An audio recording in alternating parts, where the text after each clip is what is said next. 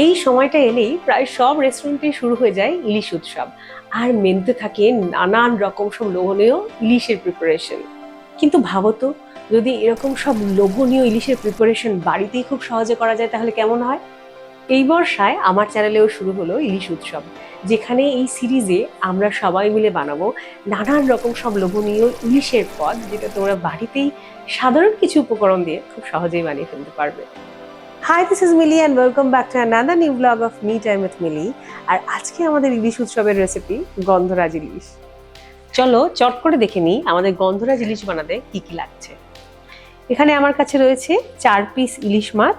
আচ্ছা, এখানে একটা ছোট্ট জিনিস তোমাদেরকে দেখাই। এই ইলিশের গায়ে যে চাকা চাকা ফ্যাটগুলো দেখতে পাচ্ছ, এরকম থাকলে জানবে তোমাদের ইলিশটা কিন্তু টাটকা এবং বেশ তেলযুক্ত ভালো ইলিশ মাছ। এর জন্য লাগছে প্রায় 4 টিস্পুন মতন টক দই। এখানে নিয়ে নিয়েছি একটা গন্ধরাজ লেবু, তার সাথে 3-4টে মতন কাঁচা লঙ্কা, 3-4টে মতন গন্ধরাজ লেবু পাতা, আর তার সাথে রয়েছে আমার 1 চা চামচ মতন রসুন বাটা বা রসুন কুচি, যা ইচ্ছা তোমরা নিতে পারো। এখানে নিয়ে নিচ্ছি 1 চা চামচ মতন লেবুর রস, লাগবে পরিমাণ মতন নুন, 1 চা চামচ মতন কালো সর্ষে, আর 1/2 থেকে 1 টিস্পুন মতন চিনি।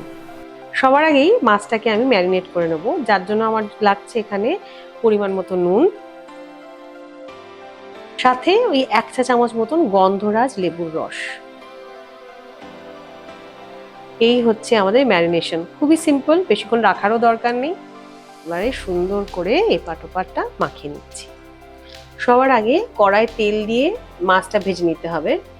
তেল গরম হলে এর মধ্যে অল্প একটু সর্ষে দিয়ে দেবো। আর মাছটা তোমাদের ম্যারিনেট করতে মিনিট 10-এর বেশি লাগবে না, মোটামুটি 10 মিনিট ম্যারিনেট করলেই হবে। এর মধ্যে দিয়ে দিচ্ছি 1 চা চামচ মতন রসুন কুচি বা রসুন বাটা, যেটা তোমরা পারবে। রসুনটা কিন্তু ছেটকাতে পারে, তাই তোমরা পারলে এরকম একটা ঢাকনা দিয়ে একটু নিজেদেরকে প্রোটেক্ট করে দিও। রসুনটা কিন্তু ততক্ষণ ভাজতে হবে যতক্ষণ একটা বেশ সুন্দর স্মোকি ফ্লেভার না আসে। তো দেখো যেন পুড়ে না যায়, একটু হালকা হালকা ব্রাউন হবে। এবার কিন্তু সুন্দর একটা রসুনের গন্ধ পাচ্ছি। এবার আমি এর মধ্যে মাছগুলো দিয়ে দেবো।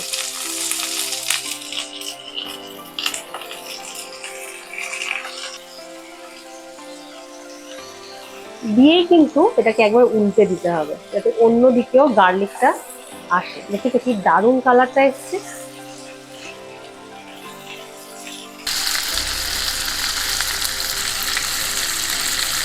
এরপরে এর মধ্যে দিয়ে দিচ্ছি দুটো চেরা কাঁচা লঙ্কা। ঝালটা তোমাদের মতন অ্যাডজাস্ট করে দিও, আমি এখানে দুটোই দিলাম।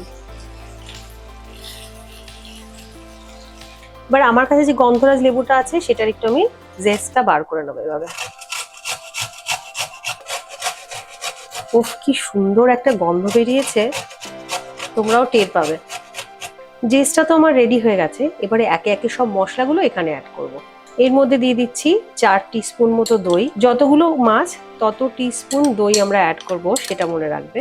তো আমার এখানে 4টে মাছ আছে, মাথা পিছু 1 টিস্পুন। তোমরা সেইভাবে কিন্তু নিজেরা দইটা অ্যাডজাস্ট করে নিও।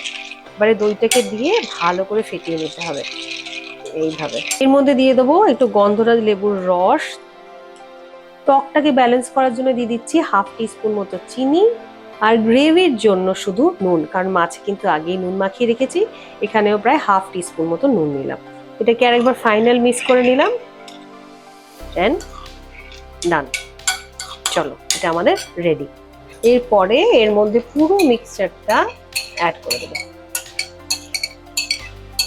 রান্নাটা কিন্তু ভীষণ সিম্পল, কয়েকটা ছোট্ট ছোট্ট জিনিস ফলো করলেই কিন্তু একদম পারফেক্টলি বানাতে পারবে। এবারে এটাকে ভালো করে মাছগুলোর সাথে মিশিয়ে নেব। মনে রাখবে, দইটা যখন দেবে গ্যাসের আঁচ কিন্তু লোয়ে রাখবে, তাহলে দইটা কেটে যাবে না।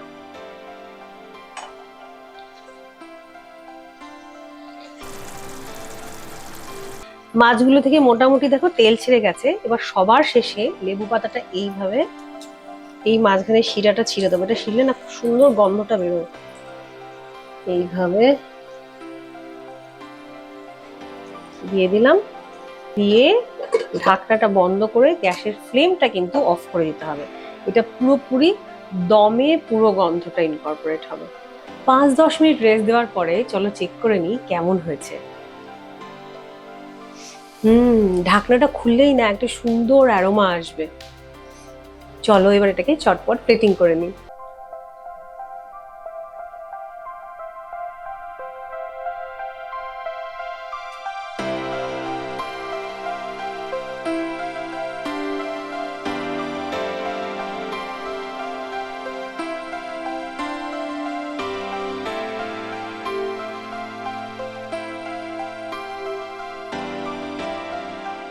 দেখলে তো কত সহজেই তৈরি হয়ে গেল আমাদের গন্ধরাজ ইলিশ। তোমরা অবশ্যই রেসিপিটা ট্রাই করো, আর ট্রাই করে আমাকে জানিও তোমাদের কেমন লাগলো। কোনো সাজেশন থাকলে আমার কমেন্ট বক্স তো খোলাই আছে। আজকে তবে আসি, দেখা হচ্ছে খুব শিগগিরই অন্য একদিন অন্য একটা রেসিপি নিয়ে। ততদিন তোমরা খুব ভালো থেকো, সুস্থ থেকো, আর অবশ্যই সবাইকে অনেক অনেক অনেক ভালো রেখো। This is Mili signing off for today. By.